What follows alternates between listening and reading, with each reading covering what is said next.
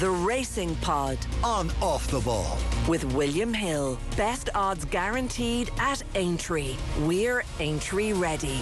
Are you? 18 plus. See gamblingcare.ie. Welcome to episode 20 of the Racing Pod on Off the Ball. John Duggan and Johnny Ward with you as always. Remember, we're here every week with analysis, race previews, tips, stories, bit of crack. The first half of the pod each week free to air. The second part exclusively for members. So be sure to sign up by going to offtheball.com/join. For members this week, we'll preview Leopardstown on Sunday. So subscribe now for all the juicy info. Johnny Ward, you're a man who knows a lot about the climate. I've never remembered Ireland as wet. Yeah. And the impact it has on racing. I wish I didn't. Like, actually, I think 4:30 or 5 in the morning last night, I was supposed to be at Wexford races today, so I'd woken up. Now it was like practically certain that it wouldn't go ahead in my head, but I woke up and I just couldn't sleep thinking about it because it was, we have a storm on the way again. And I did a piece not that long ago, JD, about the agricultural sector in Ireland, and I felt the state, the government, the department wasn't really in tune with how serious the situation is, and we're in a situation now where the entire Irish agricultural sector is facing a meltdown if this weather doesn't improve. It is in 2024, and obviously racing doesn't compare at all in terms of severity. But if racing is, at least British racing, is stumbling from, it's like one existential crisis at a time. This is really bad, and British racing has dealt with a lot of postponements. But the cancellation, I think this was the third time I was supposed to be at Wexford this year, and it was called off. So I got onto a racecourse manager about what happens when your meeting is called off. So we've had, in recent times, quite a few. Goran, Clonmel yesterday. Wexford, the Nace sprint track were called off. Navan is going to be called off on Tuesday, is my understanding. We've had kind of an inspection at the Kura, maybe other meetings as well, but a lot in the south, because a lot of this is, the sunny southeast has become very, very wet. So one racecourse manager said to me that basically you get an insurance payout of around about 12 grand. Yeah. Now, I think HRI have some sort of system where they try to give the racecourse something back. And obviously the racecourse doesn't have the costs that, ensue on the day of the race to deal with. But the worst fixture would be worth, say, about 50 grand. You're down. What's that from then? Is it from TV income? TV income, yeah, by and large. And small, I suppose. And then you're looking at minimum loss is about 43 grand per fixture. What I wasn't aware of was that you get one chance to rerun a fixture within a 4-week period, and if it doesn't run, you're gone. So Wexford's initial fixture this year, I was supposed to be at it, was St. Patrick's Day, called off. Paul Maloney, who's the clerk of the course, was up there this morning, and I'd been in touch with him during the week. Tuesday or Wednesday, he said the course was basically waterlogged in places, certainly unraceable. And this is before we get Storm Kathleen coming in. So all of that. Now we have, the Curra's concern tomorrow is to do with the wind. There was a hurling game called off this year for 3 different reasons, for ice, fog and then rain. But the rain has been so bad, JD, that we desperately need. There's the hint of a high pressure system later in the month that could be a spell of dry weather, and 1 week of really good dry weather would alleviate a lot of the problems. But I have so much sympathy for the race courses, and the horses and the owners and the connections. They need to run their horses, and I'm not sure they're all happy to go to Dundalk, but I can't see an outcome where Dundalk doesn't run some meetings this year. We have Derby and Guineas trials at Leopardstown, all going well on Sunday. We've massive racing at the Curra on Saturday, and also anecdotally, talking to a guy who has horses ready for the breeze ups, they haven't been able to work them on grass. They haven't been able to work them on grass at all. Kieran McGeeney's saying after the Division 2 final last weekend, we couldn't train this week.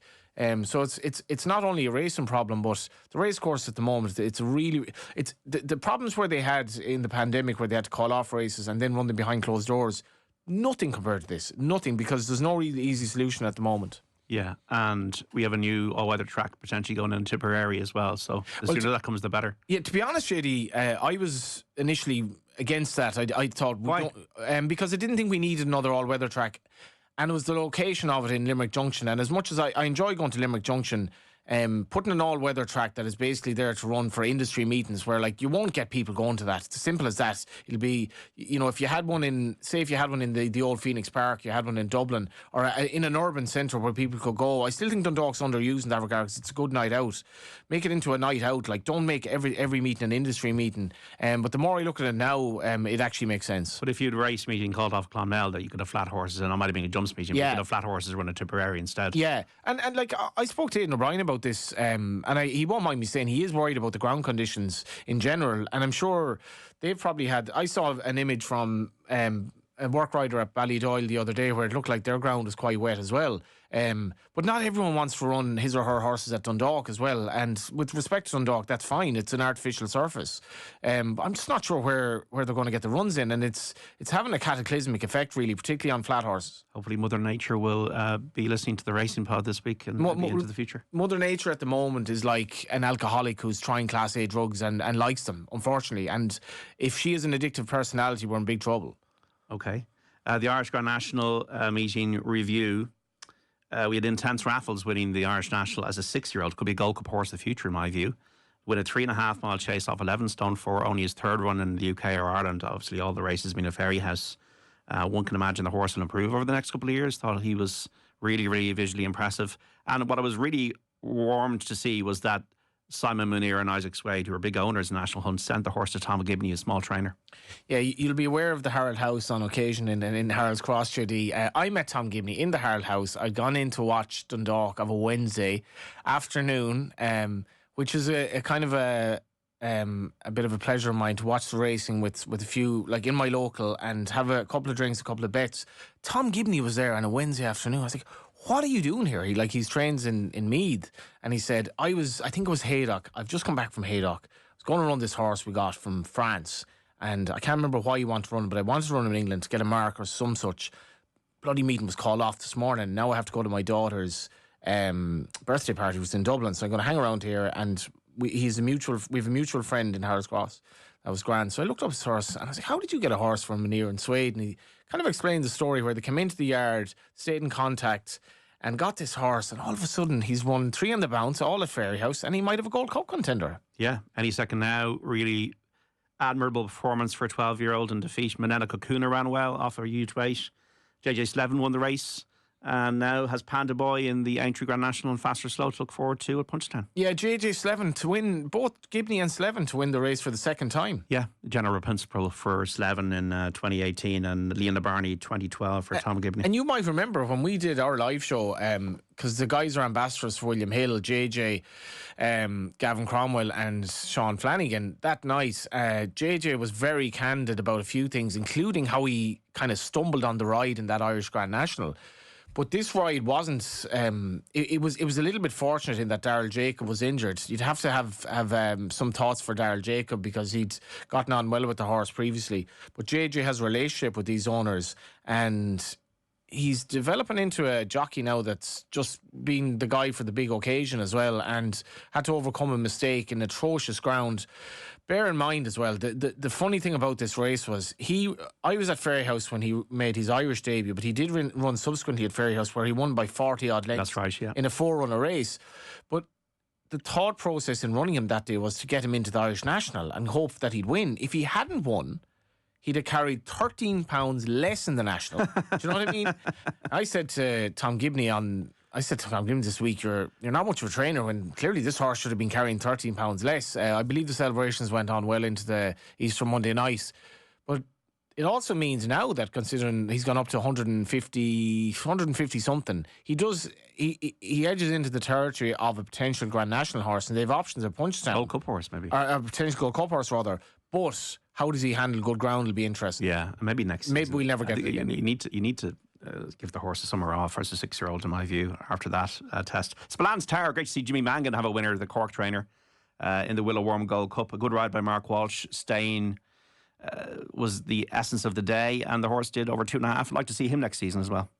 Yeah, walk in the park, and JP McManus gives these horses to different trainers. I think that's when Jigginstown were biggest in the game, they concentrated initially on sort of They kind of concentrated on 5 trainers after a while and then concentrated down a bit further. And JP McManus never deviated from his system of even small yards with really, really poor strike rates, still have horses for him. And Jimmy Mangan, who's very well able to train, just the difference it makes for national racing, for Tom Gibney to have an Irish national winner. The Irish national has been strange in that, like, it continues to run against the tide in terms of the big yards. But for Jimmy Mangan to have a Grade 1 horse and to be able to train him like a Grade 1 horse, back up and trip. I wasn't at Fairyhouse. I was away now, but I felt that there was a great sort of roar for Jimmy Mangan, who's a popular guy. And I got into racing around the time of Monty's Pass. Yeah. And I remember the owner ran the local bingo hall in Whitehall where I was in college. And Mike Futter. Yeah, and apparently all the old ladies who played bingo, they'd gotten it on the tannoy to back the horse that week. And I remember so many people had backed it in Whitehall, and that's 20 odd years ago now. But Jimmy Mangan back in the limelight is fantastic. All the threes, 33-1. All the 33s. They backed him all the rates down, I think, from hundreds. And the national has changed. All the sixes, as we'll 66. talk about. But that's great for racing. Like, I think, Willie Mullins will acknowledge it as well. And Aidan O'Brien says it like we need other people to win. Yeah. Ile Francais, keep an eye out for this horse who ran so well at Kempton at Christmas. He runs in the Grade 2 Prix Marat at Auteuil on Saturday. And Noel George and Amanda Zetterholm training this horse, and he's one definitely to watch. Ile Francais. Yeah, and I as you say, when this horse won at Kempton, he looks extraordinarily good, and the campaigning of him has been interesting. The prize money situation is getting the argument is moving around a bit, where you see some trainers like talking about the better prize money that they're targeting in Britain now. But this horse has definitely been targeted with a view to, I think, the prize money over there and the relationship or the nature of the yard now. The race, actually, I had to see the bottom weight is Gallipoli, which kind of sums up the challenges facing racing at the moment. But no Irish runner. Louisa Carberry has a runner, which is quite interesting. Philip's wife. But this horse is very, very good. He was spectacular when he beat Hermes Allen at Kempton, and he's been campaigned with a view to kind of going back to France, but slightly surprised there isn't an Irish runner in the race. But, we've had a lot of options, and it's kind of heavy ground over there, which we get over here at the moment. Stefano Chershi, tragic news this week was the death of the 23-year-old flat jockey Stefano Chershi. He passed away after suffering a fall during a race in Canberra, Australia last month. The Italian rode for Marco Botti. He partnered over 100 winners in the UK before moving to Australia for the winter. It is devastating. Our condolences are with his family, his friends, everybody who loved him in racing. It's a reminder that this is a sport that jockeys love, that we love, but it has significant risks, and the jockeys risk their life and their limb every day to do what they love. Yeah, I hope you won't mind me saying, I spoke to you and a couple of people after the races on Monday, and you spoke about the crowd sort of cheering when a horse fell in front of them. Yeah, now that could happen anywhere. It could happen anywhere, but I'd appeal to young people who are getting into racing, do not cheer when a horse falls, because if you want to get up on a horse travelling at that speed with 30 horses behind you who might trample on your head, have a little think about that, because this is a really dangerous game, and it's especially dangerous on the flat. In 2003, we lost 3 jockeys in Ireland. I was getting into racing at the time, but I found it absolutely devastating. The repercussions are still being felt by those families, and when it happens on the flat, as we've seen with Graham Lee, it can be extremely bad. Graham Lee, paralysis from the neck down, and what happened to Stefano Chershi was appalling, and it's a reminder of the risks that these jockeys take. They love the thrill of it, but the dangers are utterly staggering when you think about it. And I thought Kieran Fallon gave a lovely tribute. Even Oisin Murphy, when he'd rode a winner at Kempton, I think, was it Wednesday night, straight away talking about Stefano. Seemed a really, really good kid, and devastating, absolutely devastating. Never forget how dangerous the sport is. And over jumps as well, we lost Kieran Kelly, we had John Thomas McNamara with a terrible fall that shortened his life as well. So it's, we have to be sober, I think, about what this is. A bit like Formula One when you're watching these talented sportsmen and women. We exactly, Judy. We've had, and there are field sports as well can be quite dangerous, but racing's on a different level because of the weight of the horses involved as well. Like you mentioned Kieran Kelly, that was one of the guys who died in 2003. Then there was Sean Cleary after that, and there was a tragic incident from a rider in that race who also passed away because of the race and because of what happened in the race. And John Thomas McNamara effectively died from the result of his injuries. And when you have a fall on the flat, like Fran Berry has been on here, and Fran has made a great career for himself. He was lucky to get out. George Baker was lucky to get out. Freddie Talicki was obviously came out badly, but when you look at Graham Lee, it's so dangerous, this sport. And when you look at what happened to Stefano, Tough week for Freddie as well, because he was Stefano's agent. yeah, like, and you can imagine how he feels. Like, let's not get away from the fact that jockeys do it because they absolutely love it. And like, one of the highlights for me reporting at the track last year was to see Wesley Joyce have a winner, and actually have several winners after a shocking incident at the Galway races where he could have been killed. And he was just so happy to get back on the horse. And I would appeal to people, if you're in a bookies and you see people cheering somebody falling at the last fence, cop onto yourself. Yeah. Well, rest in peace, Stefano Scherchi. Just devastating, terrible news this week from the world of racing. So we're going to look ahead to the Kura on Saturday, the alleged stakes. Now, hopefully this meeting will go ahead, but look, if it doesn't, there's horses here that we're profiling that will run again. This is a 1.2 mile. It's a Group 3. There's a couple of horses that caught my eye. White Birch was third in the Epsom Derby last year. The only question is whether he's trained on. He set the standard with winning the Ballysack Stakes last year on a seasonal reappearance at Leopardstown. This is at the Kura White Birch. And the other one is Maxux. If she's fit, she could be interesting. She won a Group 3 at Ferry House last September, and she looked progressive while doing so. Yeah, like if we didn't have the stormy conditions that are forecast tomorrow, I like the Kura gets a lot of flack, and I still. Why does it get flack? I think because it's a bit boring. Actually, I was talking to somebody about this recently, about when you're writing a piece or when you're doing something, try not to say "I think," because you give something that actually has a bit of backing behind it.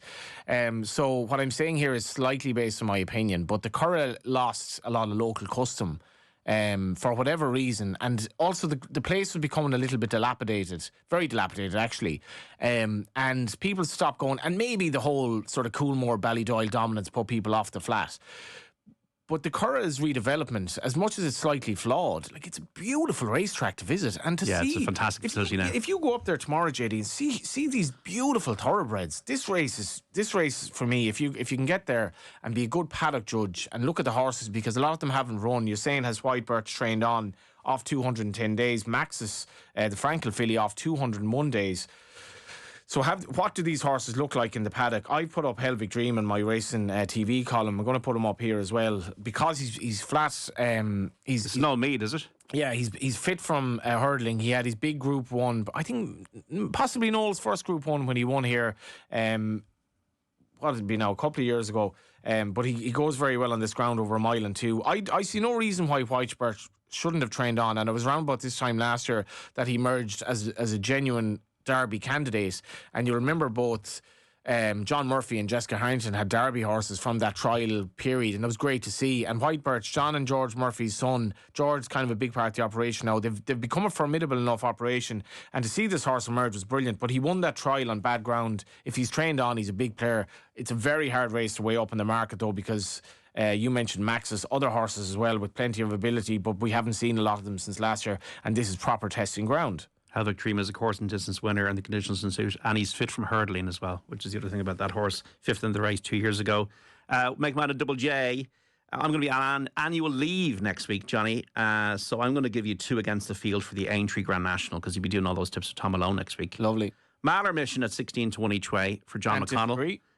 Good jumper, stays all day, and ran well in the Hennessy, I call it, the big race at Newbury around December time, and ran well in the 4 mile race at Cheltenham last year. Mahler Mission is an 8-year-old, 16 to 1. And one, I think the race has completely changed. The last 8 runnings of the Aintree Grand National have been won by horses no older than 9. And yet the first 7-year-old winner since 1940, Noble Prince. I think it's a glorified 4 mile hurdle now. And you've got less runners, 34 runners. You've got less of a distance, 2 furlongs less, 4 miles 2. Limerick Lace at 25 to 1 each way. Hosed up. Beat Dino Blue, like the form of that race. Dino Blue beat Captain Guinness this season in that mare's race and won it easy over 2.5 miles. Who's her full brother? I know the way you're thinking. Who obviously stayed 3 mile 2 to win the Kim Muir. Limerick Lace, a 7-year-old. If the race complexion is changing, off 10 stone 7 in the national, she gets into a rhythm. I think she definitely has an each way chance of 25. I'm still slightly up and down about Walk in the Park as a stallion, primarily because he's so expensive. But when Walk in the Park horses stay, when they properly stay these trips, they have so much class that it can be an incredible combination.